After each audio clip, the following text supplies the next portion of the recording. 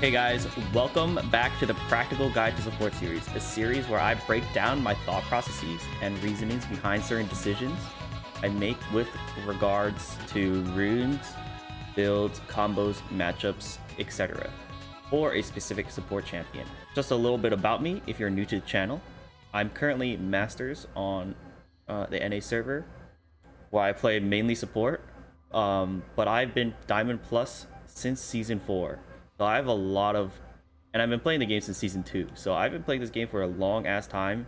And with that, I feel like I've gained a lot of knowledge that I can share on YouTube here in helping new players and maybe even people who want to world swap to support to learn more about support from a person who's already gone through the thick of things. As for this video, as the title suggests, we are going over Leona today, one of the most staple champs in the support category because of her tankiness, her engage, her CC, makes her perfect as a support champion and also unrivaled in certain aspects.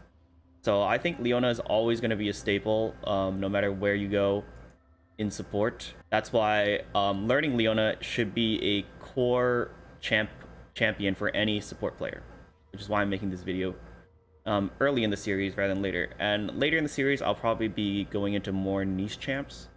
But right now, I'm trying to focus on champs that I think will help the most amount of people gain rank. With that, let's get started into the runes. All right, so we're in the rune page here on the League client, and let's look at what runes Leona should be using. So first of all, no brainer, we take Aftershock as a keystone in the resolve tree. There is just no other keystone that is even remotely close to how good Aftershock is for Leona. So literally just only take Aftershock. You don't have to think about anything else. The next layer is we got a couple options. First of all, don't take Shield Bash because Leona does not gain a shield, so she cannot use this rune at all, and it's a bad rune anyway, so don't take it. Second of all, Fountain of Life is always good on any champion with impairing abilities, so especially if you're support. So definitely take Fountain of Life most of the time. You could also take Demolish though, and the use for Demolish is if you are pushing the lane and you are able to get a turret plate using Demolish proc. But this is not too easy as Leona. The only way you're going to be doing that is if you 2v2 get a 2v2 kill and then actually push the lane afterward. You won't be able to proc Demolish if there's two people still alive on the enemy team, because it's too dangerous to walk up to the turret melee range. So Demolish is a bit riskier rune, but you can definitely take it if you're willing to go that route. But I would just suggest taking Fountain of Life most of the time because you'll always get some sort of value from this rune. Next, we got the next layer, which is Conditioning, Second Wind, and Bone Plating. Now, previously I said Conditioning wasn't that good, but I've recently changed my mind a little bit. The reason I said it wasn't so good is because 12 minutes is a pretty long time until you get the bonus stats, whereas the support you're trying to aim for the early game power. But honestly, 12 minutes, you're gonna hit 12 minutes in literally every game you play at some point, so you will be getting value from this, and it'll make you a lot more tankier than you normally would be in the mid game. So that's the pros for conditioning, but you do lose the early power of these other runes. Second Wind is honestly, I've been favoring Second Wind a little bit more nowadays because first of all, it's good against, it's the best in slot in my opinion for against poke matchups. Anyone who has poke, really, even like Nami or Lulu, who don't, you wouldn't think of them as poke champs, but they do have tiny bit of poke that every time it will be adding up over time. So but Second Wind completely counteracts that, so that's why I think Second Wind is really good against those types of champs, and especially good against Mage, where you need the healing back to sustain in lane. But also Second Wind is pretty good anyway, most of the time. It gets more value late game than Bone Plating as well, so that's another plus. And then Bone Plating, I've been liking less and less because it's only really good early game. As you can see, it's a cooldown of 45 seconds, so that's a really long ass cooldown. Whereas this second wind, I don't even know if it has a cooldown. I'm pretty sure it does, but it doesn't say, so I'm not actually sure about that. But bone plating is definitely strong early, but falls off really, really hard in late game because you're gonna get one rocking of bone plating in a team fight, and it's gonna deal like 50 less damage per thing. So you're gonna save like 150 HP, which is kind of like not that good. But it's also just a decent rune. I still think it's a decent rune overall. So you could definitely experiment with taking any of these runes, but you just take bone plating if you're unsure. And then finally, on the last one, we got revitalize. So don't take revitalize because Leona has no heals or shields. Now you're left with overgrowth and unflinching. So overgrowth is actually pretty decent, actually, if you're not against any hard CC comps and you don't need the tenacity from unflinching. Whereas before I said, oh, you shouldn't take overgrowth. I think overgrowth has its uses in certain situations.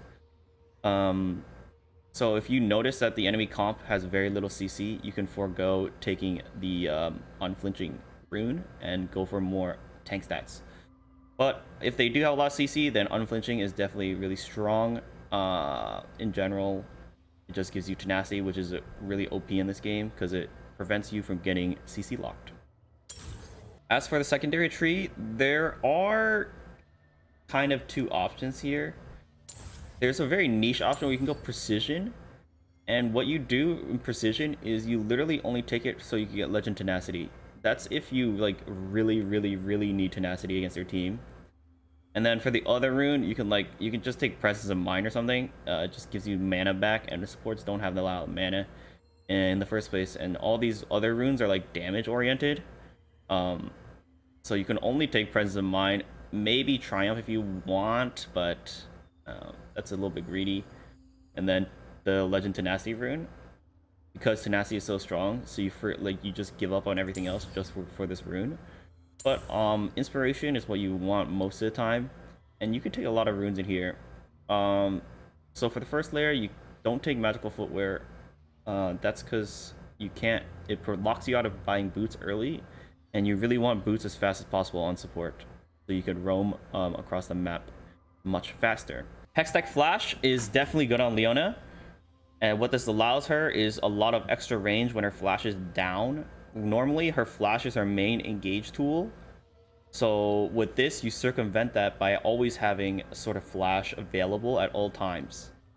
So I would definitely recommend taking a Hextech Flash as Leona. And also, the cool thing about it is it lets her go over walls, whereas before she never had an ability that allows her to dash over a wall. Unless there's an enemy champion there. So now she can like go over walls and surprise people. Perfect timing is honestly pretty good. It's just a free stopwatch, and free stopwatch is just a good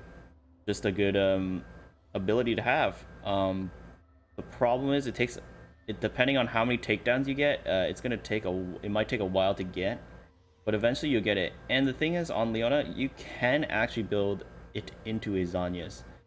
Because Leona is going in by herself most of the time, where like she's going in first, so she's gonna get blown up even though she has her W, which makes her really tanky. In the late game, she's still gonna be pretty squishy.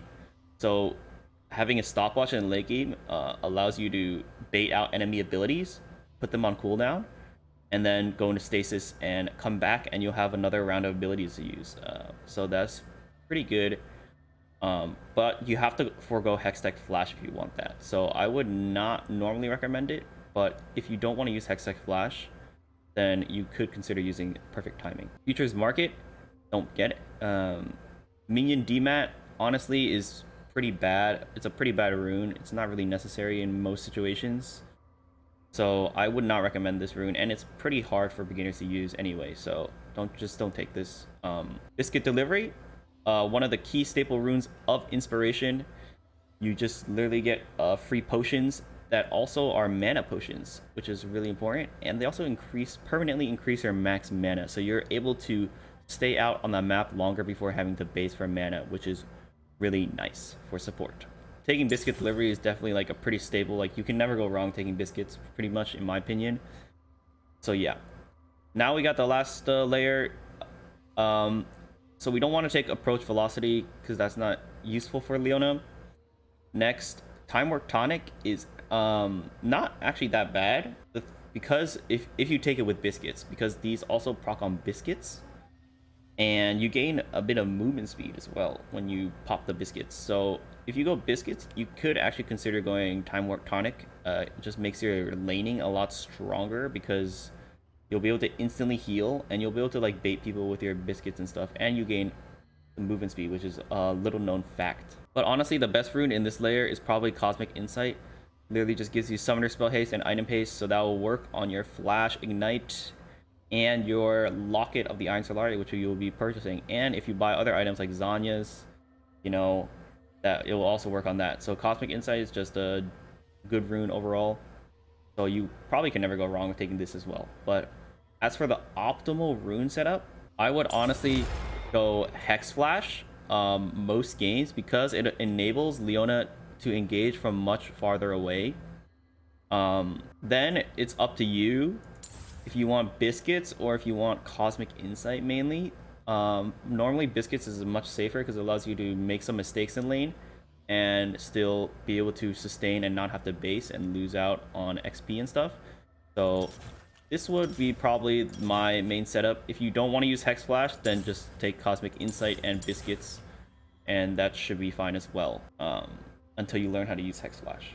Now, I should mention, there's a last tree that you can take, is Domination. If you want to go for a big Chad Leona, that you're actually going to be doing a lot of damage. Because in this setup, you will be taking Cheap Shot and Relentless Hunter. So Cheap Shot allows you to do true damage to enemy champions with impaired movement or actions, and 3 of your abilities do that. So you'll be proccing Cheap Shot pretty often, and it's a 4-second cooldown. So every time you Q, basically, you'll be cheap shotting them. And then you get Relentless Hunter just so you can get Moby Boots pretty much out of combat for free. So that's just really strong as support. And then for your runes in this setup, you will be taking double Adaptive Force and going like all in with your damage. So that's a interesting build. I haven't tried myself, but I've seen it, and it does seem pretty fun. So if you want to try that out, go ahead. But most of the time you're going to be going Inspiration, something like this, or this, or this.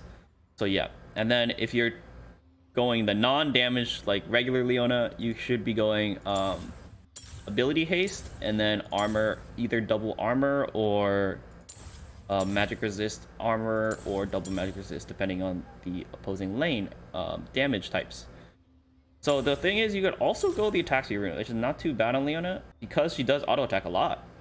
In fact, a lot of her damage is from auto attacking, but in the safer things, Ability Haste is just much more consistent and safe. It will always have a value, whereas this one, you're gonna have to get into the thick of things and actually attack them. And this is slightly better against melee matchups, because then you'll be able to actually get them, get in range to hit them and use the value on this rune. But most of the time, just take Ability Haste and that will be perfectly fine. So this is the final rune page. Now that I've gone over that, let's go into game and check out some of the builds. All right, guys, so now we're in game, and let's check out her build. So first off, starting item, you got 2 options, either Relic Shield or Steel Shoulder Guards. Relic Shield is definitely the preferred option because all her abilities actually scale with AP, if you notice here. And so this will be actually giving you a lot of damage. That's why Leona seems to do a lot of damage at some points. But Steel Shoulder Guards, if you accidentally buy or something, it's not too bad. As I said before, Leona does auto attack a lot, so you will be still getting value, but Relic Shield definitely just gets more value overall because you're going to be hitting all your abilities most of the time and getting a lot of procs of ability power. So as for mythics, you pretty much have these options right here. Now I'm going to suggest you buy Locket 100% of the time. As I stated in previous videos, Locket is just the best melee support item. It allows you to protect yourself and your team, which is just perfect. And these ones are more, so these all have Sunfire items, and that means they're more designed for top lane champs to push the wave because they need some sort of wave clear for tanks. Because most tanks don't have enough damage to kill the wave really fast. So that's why there's a Sunfire on this. You don't need to be clearing waves as a support. And you don't need the extra damage to 1v1 someone. So don't get these. Turbo Ken Tank used to be viable, but it's since been nerfed, and until they buff it again, you should not be going this item still. And as for the other support items, all the other ones are literally for enchanter, so don't buy these either. Shirelia's is kind of viable, but you can't actually use the inspire thing unless you proc Font of Life and your ally attacks them. That's the only way you'll get Shirelia's to proc. So basically just buy Locket. Finally, let's go over some of her next items. So she can build, as I stated in previous videos, for melee supports, you can build any of these items up to Abyssal Mask usually, and it'll be fine. The main ones are the starred ones though. Frozen Heart and Randuin's are a little bit less common, but it's still possible if you really need them for certain team cons. For example, if they have like multiple crit champs, i.e. Yasuo, Yone, something like that, and also an ADC, crit ADC, Randuin's is really good. Frozen Heart, if they have a lot of attack speed champs, such as Jax, Gwen is also one. Master Yi, that don't really crit. Master Yi does crit, but he mainly builds lethality these days, so it's different. But yeah, this is for like non-crit attack speed users, and this is for crit attack damage users. But then for the other ones, Knight's Vow is always a solid item to purchase because one, it's really cheap. It's the cheapest item. And also, it just gives you health and protects your ally, which is most of the time going to be your ADC. And if your ADC can survive the fight, you will probably win it. Zeke's Convergence is also really good. It's more of a offensive item in the fact that you do more damage with the person you bind. So rather than defending, it's more offensive. You can think of it like that. So if you want to go hard in the paint and try to kill some people, buy Zeke's Convergence. If you want to be more defensive and go for a more defensive win, just by surviving and doing more damage over time, then go for the Knight's Vow. So as for the last few items, we got Thornmail and Abyssal Mask. They both cost the most, and they also cost the same, but they also do drastically different things. So Thornmail is simply if they have Grievous, or if they have a lot of healing and you need Grievous wounds, buy Thornmail. And especially in solo queue, when you don't really know if your teammates are gonna press tab and look at the enemy champs and decide whether or not they should also buy healing reduction. Now that before you would have to rely on your ADC to buy it, but now you can buy it yourself and make sure that the enemy team has Grievous on them. So make sure that you pay attention to that so that you could probably change the outcome of the game if you buy the correct item. Then Abyssal Mask is more of a magic resist item, whereas Thornmail is armor. And what this does, it is similar to Zeke's Convergence, except it works on every single champ. You don't need an accomplice for it to work, essentially. So every time you CC someone, they're just going to be taking 15% increased damage no matter what. Whereas for Zeke's Convergence, you can only designate one champ. Now, although this is probably more damage over time, Abyssal Mask is also gives you a lot of magic resist. So basically build this if you're against a lot of magic resist, and or you just want to burst anyone that you kill, or anyone that you get on. All right, guys, the last item I want to go over is Anathema's Chains, one of the newest items in the game. And I've actually been experimenting with this item, and I have to say it's really good in a lot of situations, more situations than you would think. First of all, it's a super gold efficient item in the first place. I think it's like 90 something percent gold efficient. It gives you 650 health and 20 ability haste, which is just huge numbers for only 2500 gold. Second, you can choose a nemesis to start building a vendetta, and after you select an enemy champ, and over 60 seconds they will reach the 30 stacks maximum, and that will give you 30% damage reduction from them. So the damage they do to you is 30% less. And the even cooler thing is that at maximum stacks, your nemesis has 20% reduced tenacity while near you.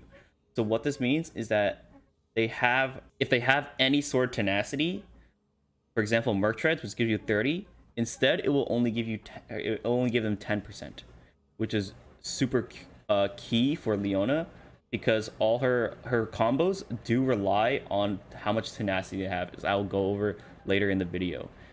And so if you really need to lock someone down, and if you lock that person down, you will win the team fight regardless. Buying Anathema's Chains is actually just really good. And honestly, you could honestly just buy this every game if you wanted to, because they're always going to have an ADC, right? And that's always going to be a prio target for you. If you can get on them, first of all, you take reduced damage from their ADC, so you can tank more. Second of all, and their ADC is usually the one doing the most damage in the late game. Second of all, they'll have reduced tenacity, so even if they get some sort of tenacity on them, they will not be able to escape from you. And this is also works even better on people who build tenacity, so it basically just cancels out their tenacity against you. For example, they have a favorably fed top laner who also happens to have Merc Treads, like a Jax or something. But if you're able to lock down this Jax in the team fight, you'll still be able to kill him regardless. And he built Merc Treads, so he wouldn't be able to get locked down, but you build Anathema's Chains to counteract that. This also works on other champs, like they have a fed jungler, fed Lee Sin, fed Rek'Sai, anything. If you just walk up and stun them in a team fight, they're just gonna die because they don't have any tenacity against you. Whereas before, they could like jump out, Lee Sin could just jump out. A number of different champs could do anything. So I actually recommend buying Anathema's Chains and putting it on like their main carry. And then after you subdue that carry, you could switch it in the late game to an ADC. So I might make a video just on Anathema's Chains because it's a really cool item that I think is really underrated, especially amongst the lower elo players. But that's Anathema's Chains for you. Okay, so let's go over her abilities real quick, give a basic rundown. So first of all, her passive is Sunlight. All of Leona's abilities mark enemies for 1.5 seconds, and if an allied champion damages the marked enemy, it will proc and deal bonus damage, magic damage. So this is what makes Leona actually seem to do a lot of damage, is that every single time she uses an ability and her ally can proc it again, it's actually adding up a lot of procs of Sunlight because this has no cooldown. And plus the fact that all her abilities do a lot of high base damage. So honestly, if she could proc Sunlight by herself, I think she would be a viable top laner. I'm not even kidding. But since she can't do that, that's why she's in the bot lane as support. Next, Shield of Daybreak is her Q. Very simple ability. Basically, her next attack just stuns someone and does tiny bit more damage. So I'm gonna activate it. You can see that my shield is now glowing, and if I attack someone, they will be stunned for 1 second. Now the thing about this ability that makes it so good is that if you look at the cooldown, it's 4.63 seconds at a level 1, and it doesn't ever decrease later. But at level 1 means you never have to max this ability ever until the late game, obviously, but you'll always have a stun every 4 point something seconds, and this will get lower as you get more ability haste into your build. Next, we got Eclipse. So Leona raises her shield and reduces incoming damage by a flat amount, and she gains bonus armor and magic resist for 3 seconds. Afterwards, after 3 seconds, the shield detonates, doing a little bit of AoE damage, and if she hits at least one person, then she will retain the armor magic resist bonuses that she got for additional 3 seconds, but the damage reduction will not be there. So that's key to note, is that your damage reduction won't be there if you hit someone, but the magic armor resist will be. So this is one of the reasons why I think conditioning is pretty good on Leona, because she has her own thing, her own ability that gives her magic resist and armor that can stack with conditioning. So that is something to note if you want to decide whether or not you're going to take the conditioning or not. As to demonstrate it, as you can see, she just holds up her shield, and then after a little bit while, she does a little AoE like solar flare thing. Next is her E, Zenith Blade, and for her W, the main thing to note is that she has a flat damage reduction. So this is really strong early game especially, but falls off towards the late game where armor and magic resist are better. But it's not completely useless in the late game because obviously she still does get you know, armor and magic resist from this ability. But in early game, 16 damage, or right now I have 3 levels in it, but like you're gonna max this first anyway, so you're gonna have 24 damage reduction at level 5, and that is just really huge in the early game, especially because the people aren't doing that much damage. Next, we have our E Zenith Blade. So this just basically fires a projectile, does damage, and they will be rooted for 0.5 seconds, and Leona will dash to them. So just to demonstrate it, boom, I used it on the target dummy, and I dashed to them, and they were also rooted as I'm flying towards them. Stand and fight. Finally, her R Solar Flare. She basically calls down a beam of solar energy and does damage, slows anyone, okay, in the radius, but stuns people in the middle.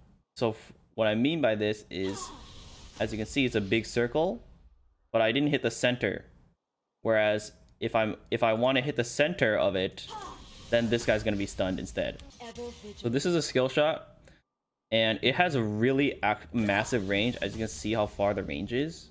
That's the main thing to note about it. And yeah, her abilities are pretty simple, so let's go into her combos, which are also pretty simple, but do have a bit of intricacies that I have to go over. So her most basic combo is that when she Qs, it's an auto attack cancel. So with this, you can do more, have more DPS with your auto attacks.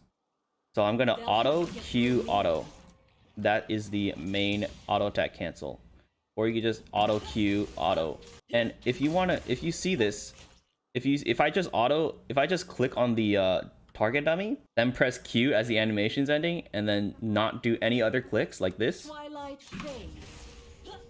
So auto cancels the first auto, but not the second auto. But if you spam click on the champion or the target instead, it will be actually faster. The third auto will be faster. So watch this. They will be sundered.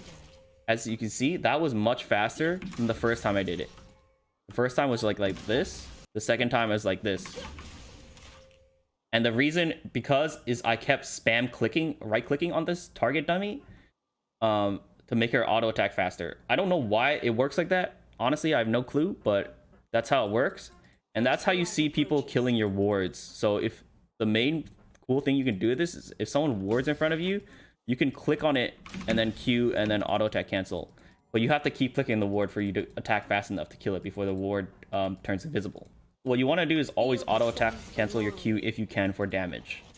This actually adds up a lot in the early game, so make sure you do consider that. Next, we're going to add her E and W into the equation. So most of the time you're going to be leading off with E to engage. So first you're going to E, and the thing about E is that you can W and Q during the animation. And you can also R, by the way. So you can R, W, Q. You can press all your abilities during the E animation. So when you're Eing, you want to be using your other abilities, so you don't have to use them after you land. So the main combo is going to be E, and then as you're dashing, press W and Q. And then you will simply stun them immediately as soon as come down, and you'll be tanky, and your W will already be ticking down so that the damage will the splash damage will happen earlier. Another thing with her E is that if you E and then you right click them as you're Eing, she will immediately auto attack as soon as she can. So what you can do with this is, since you press W and Q at the same time, as soon as you land, you do the Q as fast as possible. So you make sure you right click the dummy as you're Eing as well. So you got to press pretty much like all your buttons at the same time. But that's pretty easy once you get the hang of it. Finally, we can combine these two combos to do the maximum damage combo without her ult right now. So first you're going to E and then WQ, right? That's the normal combo. But if you E, W, and then do the auto attack cancel instead, that actually adds 2 more autos to your combo before. Whereas before you would have to do this, and then you get 2 autos there because you can do the Q cancel and then keep auto attacking. But if you auto first and then cancel that auto with the Q and then cancel the Q auto with another auto, then you get an extra auto.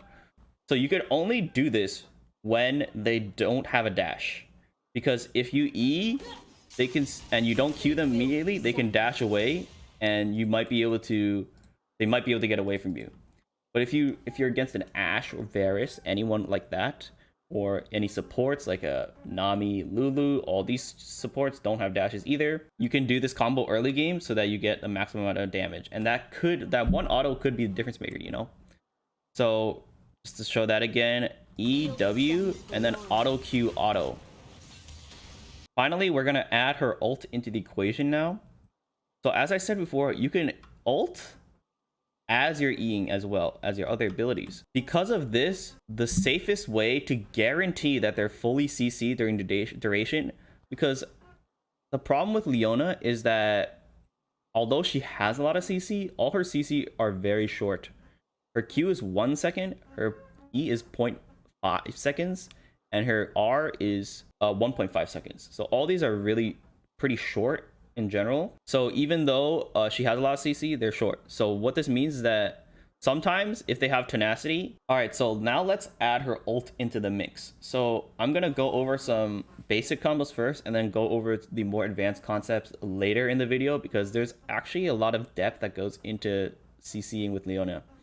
But basically, if you want to lead off with R first, obviously you R and then just EQ W, and then do the same combo as before. You just start out with R. The second way is if you start out with E.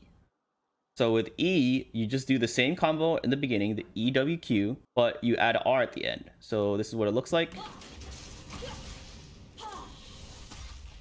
And as you can see, I stun them first with my Q and then stun them with my ult right afterward, chaining it. Make sure you don't auto in between actually, because that will actually not, that's not actually full CC lock. So it's just E, W, Q auto, R. Twilight phase.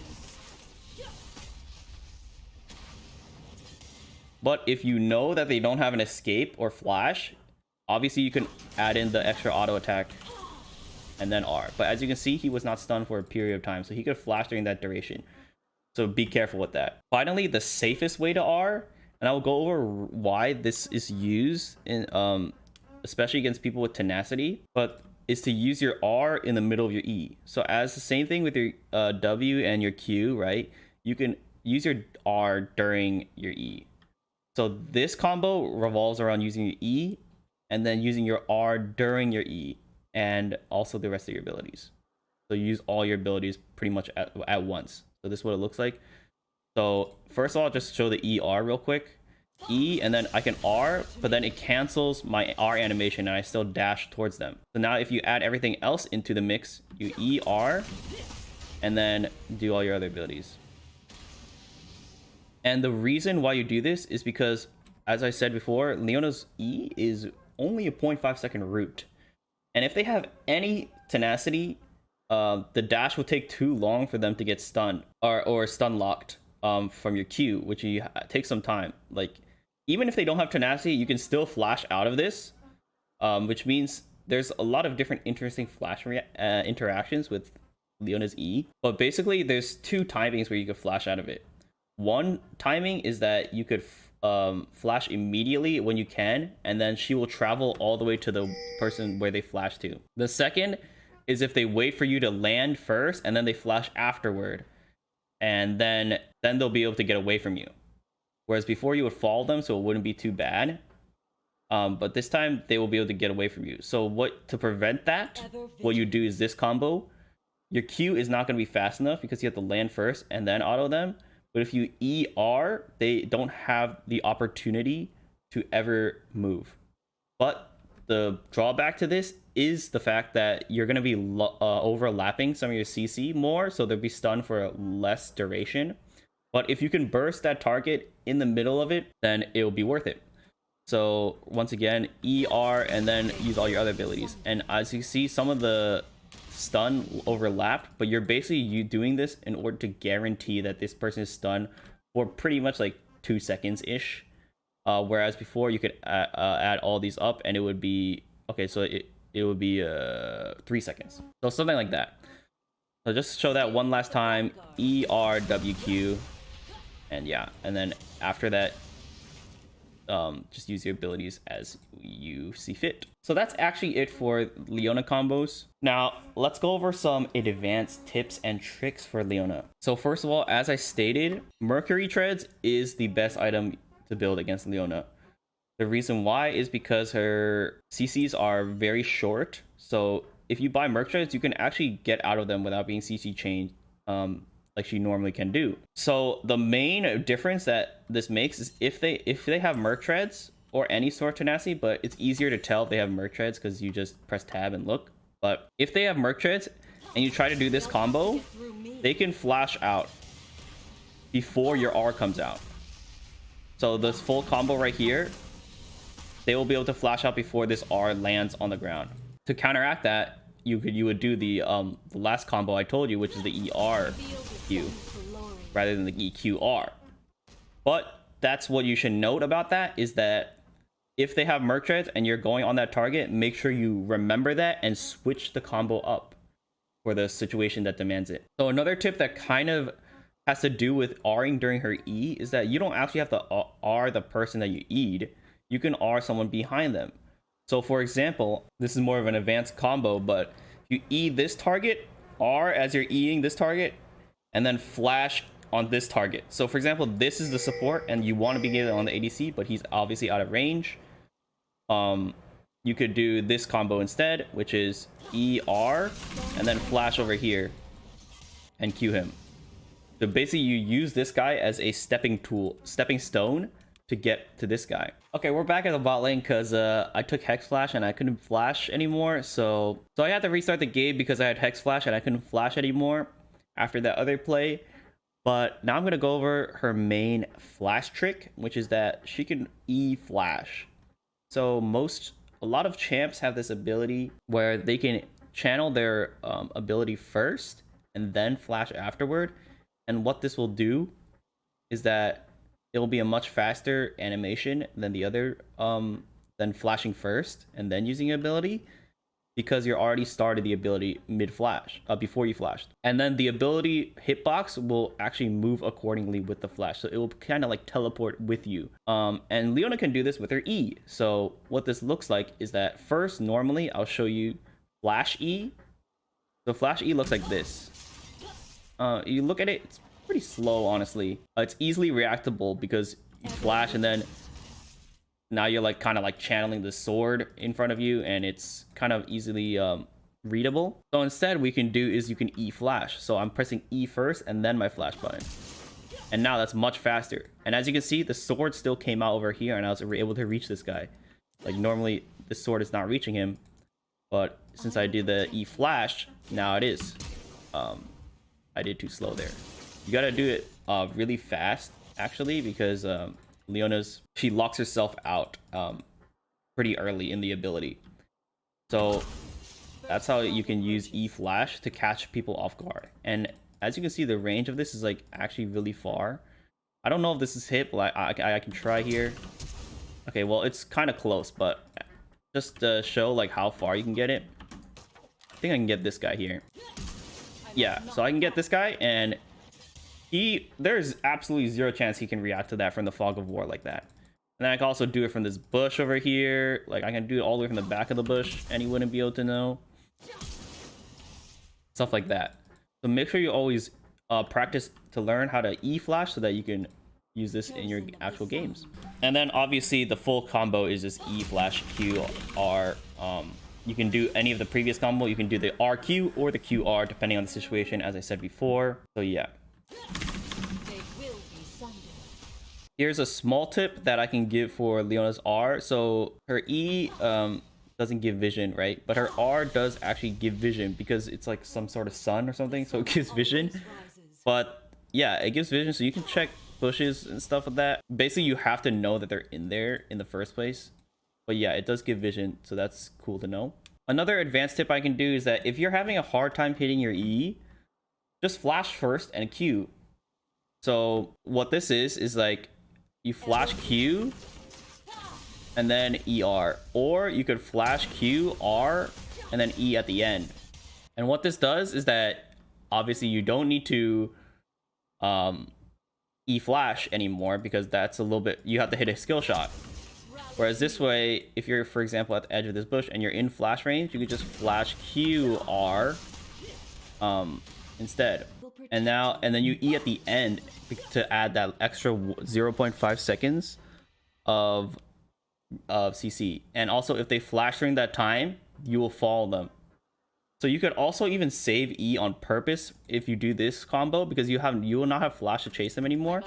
So you flash R and then E kind of late, and then if they flash at that point, you'll still follow them. So you could actually just throw in some autos instead, like this, and then like E really late, and then it'll follow their flash. Or you could like predict their flash, something like that. And then after you follow them, at that point your Q will be back up in like 2 seconds. So like then you'll stun them again. So this also applies to if they're face checking you. So what do you do if they're face checking you? Well, since you don't have to let me put him outside the bush. Since you don't have to E now, you can do the same thing as before except without flash. So now you just Q R E, and then you throw in that W whenever you want. But the W is not important, part of the combo. So if they're face checking you, make sure you don't open up with E, because that's actually less CC.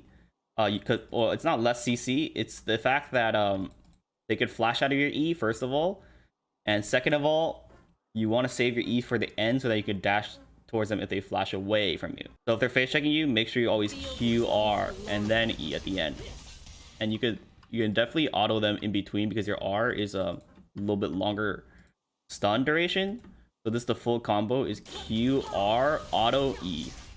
Finally, this brings me to the last point I'll make about Leona, is how to fight in a team fight with her. So there are a couple situations. First of all, if you're all inning, you want to use your full combo, right? And then afterwards, where do you go? So now that this target dummy is going to be either dead or low. If he's not dead, you want to ensure that he dies. But if he flashes away, you might not be in range. So what you want to do is immediately start walking towards his escape route. And now if he flashes over here, you'll be actually just right on top of him still, and he won't be able to escape.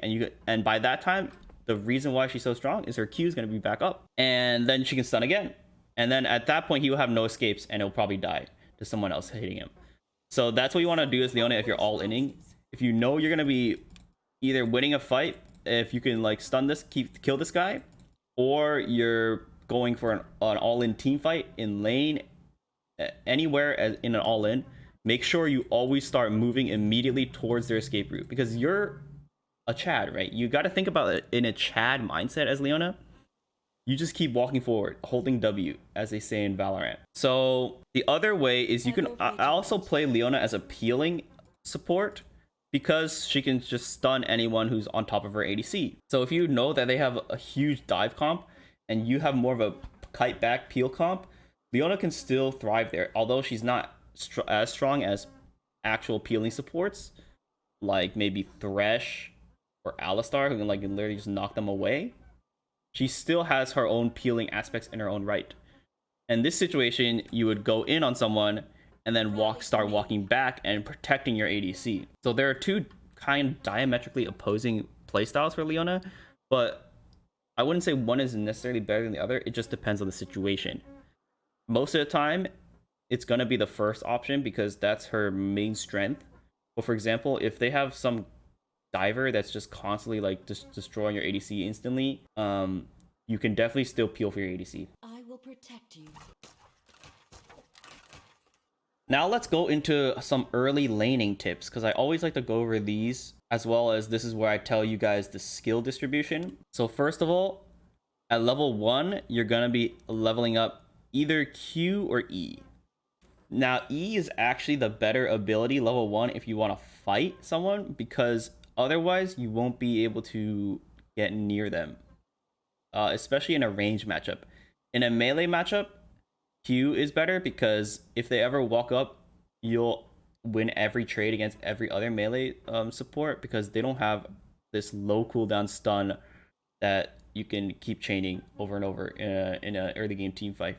So no one can match her like that. But if you want to level up E first against a range matchup, in case they walk up too far and you can E them, And what I would say about this is that if you're Eing someone level 1, Stay at the you basically want to E them, auto them once, and just immediately start running, because you don't have anything else past that. You don't have your Q leveled up at that point.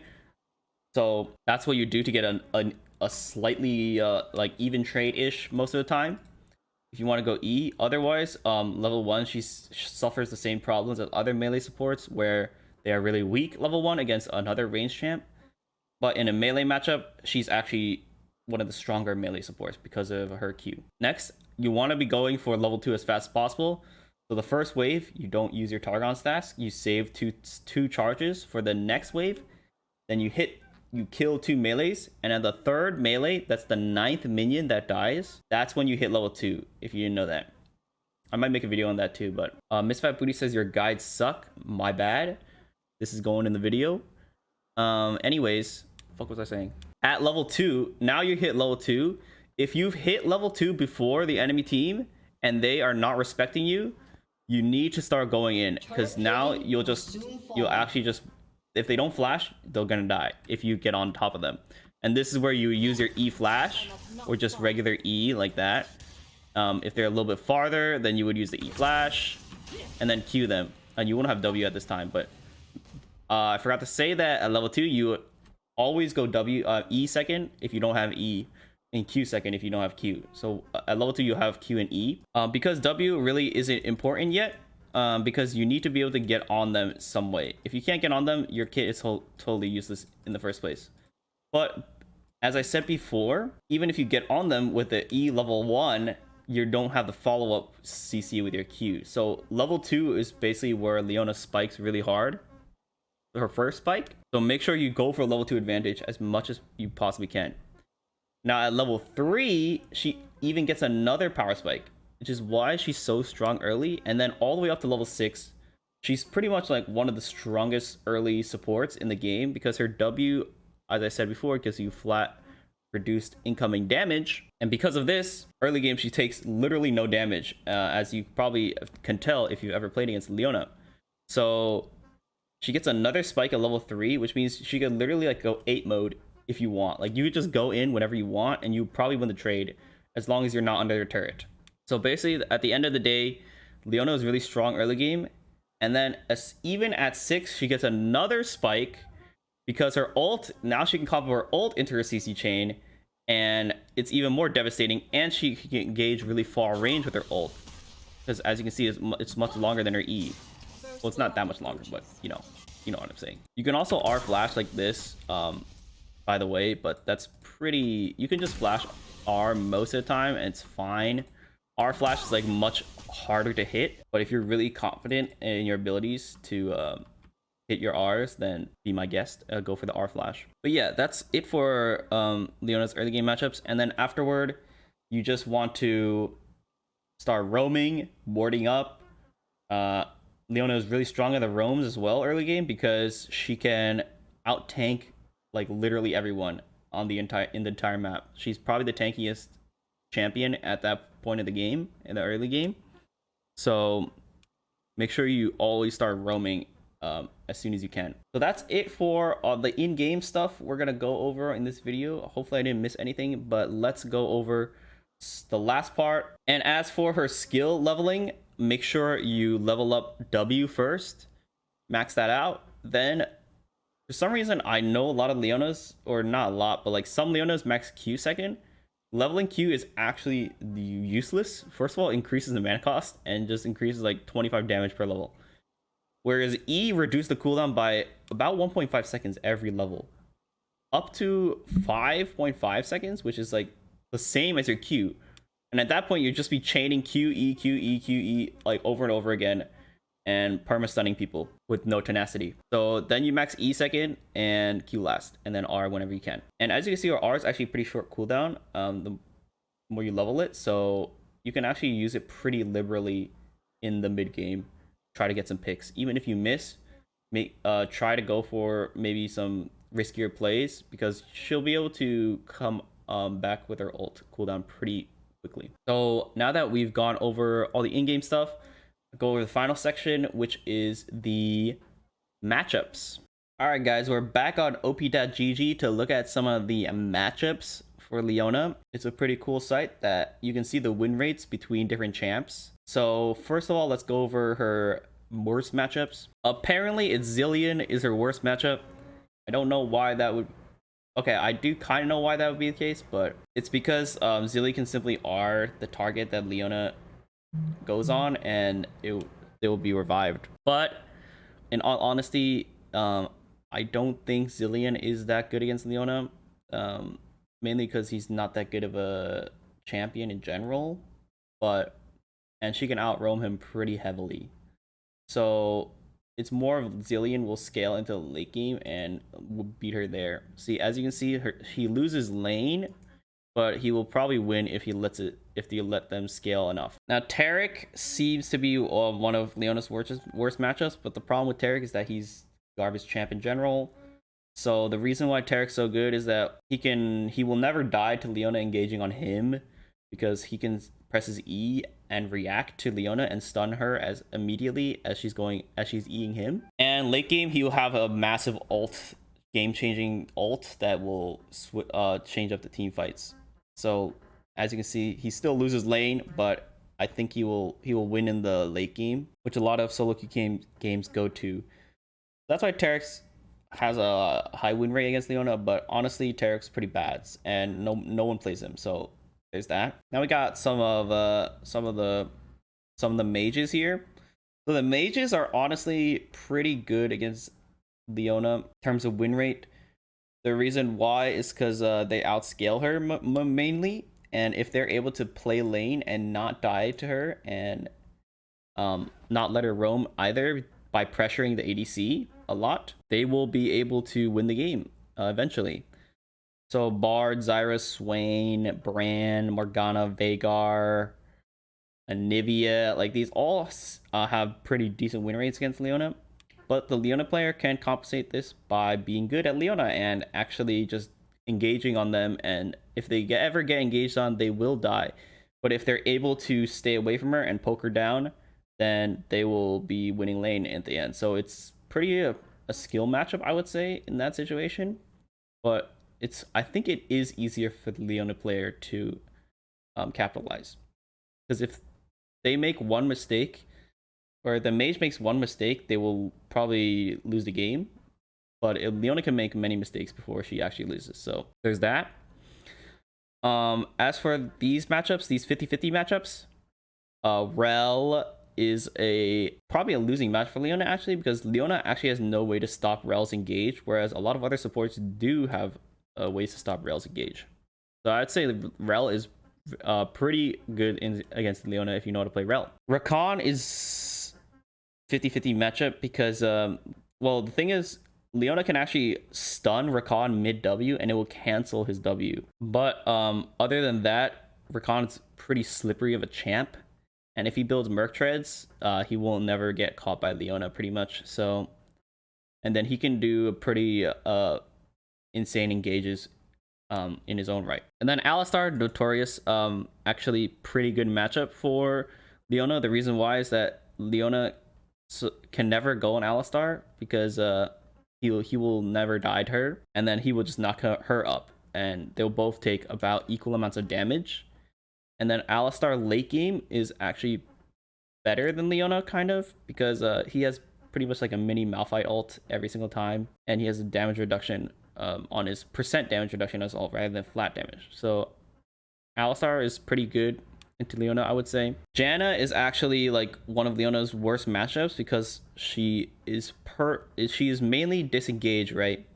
So, and Leona is engaged, and that's just perfect counter. But Janna right now is a pretty weak champ overall, which is why she's not seen as much. Same thing with Soraka for the mages, enchanters. All these enchanters have the same issues against Leona. If they ever get caught out, they're just gonna die immediately. So some of Leona's best win rates are actually against other tank melee matchups.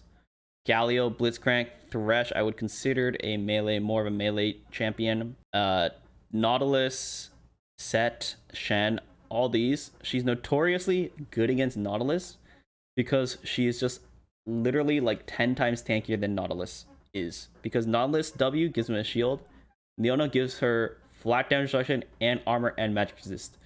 So basically, Nautilus, if he as with Alistar, he can knock her away and knock her up and stuff. Nautilus can't actually get away from Leona because Leona will just block him from hooking away, and then she will out tank him every single time. The only thing Nautilus has going for him is that he can actually cancel her engage if he Qs during her E. And what I mean by this is that it will both knock them away from each other. And then Leona won't be in range for a Q, and then Nautilus can walk away. So that's like, that makes sure Nautilus doesn't die every single time Leona goes in. But it's honestly a skill thing. It's not that easy to do, and that's why Nautilus has such a low win rate against Leona. Because, and all these melee supports in general, because Leona can pretty much just out tank all of them every single time. And finally, against Yuumi, she's also good against Yuumi because she has a lot of CC, and if Yuumi ever gets off, she can just auto attack her with the stun and cancel her W, and she won't be able to get back on, and she'll just die instantly like that. All right, that's it for this video. Thanks for watching, guys. Hope you guys learned something. I'm trying to make these videos a little bit shorter, but I always end up rambling. So let me know in the comments what you think I should do to improve, and also if you have any other suggestions for champions you want me to do in the future. And with that, I will see you guys next time. Peace. I also stream on twitch.tv/Fizzlezz, so check that out if you want to see some Master Support gameplay.